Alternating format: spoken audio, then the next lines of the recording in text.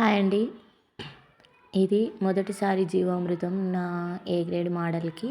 First 2 సార్లు నీమాస్త్రం spray చేశాం కదా! ఇప్పుడు ఫస్ట్ జీవామృతం స్ప్రే చేస్తున్నాము.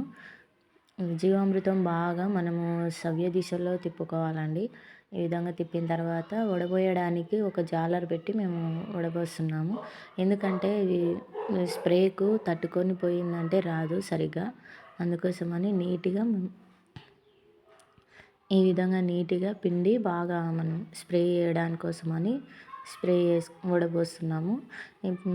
ఏ విధంగా స్ప్రే చేసుకోవాలి అంటే ఇది మామూలుగా ఒక గుడ్డలో కట్టి పేడను పెట్టుకున్నామంటే మామూలుగా వాటర్ పోసినట్టే బాగుంటుండే.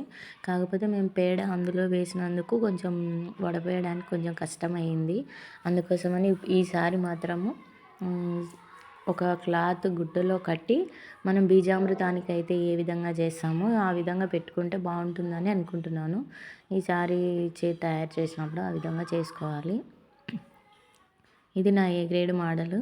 ఇందులో స్ప్రే చూడండి, మనము ఎంత బాగా అసలు పంటలు ఆ మందులే వేస్తే పండుతాయని ఏం లేదు.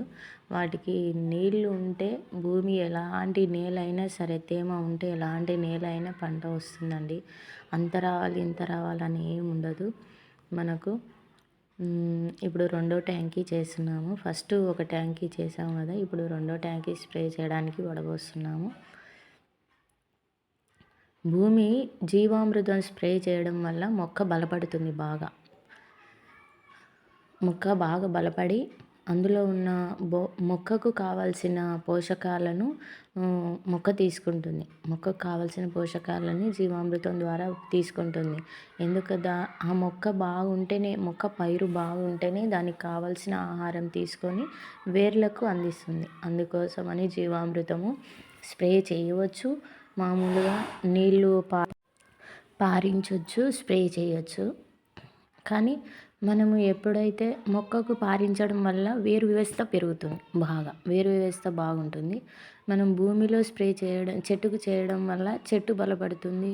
ఈ చెట్టు ఆరోగ్యంగా నల్లగా ఉండి బాగుంటుంది. ఈ విధంగా నేను స్ప్రే చేసుకున్నానండి. ఫస్ట్ జీవామృతం స్ప్రే చేశాను. నచ్చితే లైక్ చేసి సబ్స్క్రైబ్ చేసుకోండి.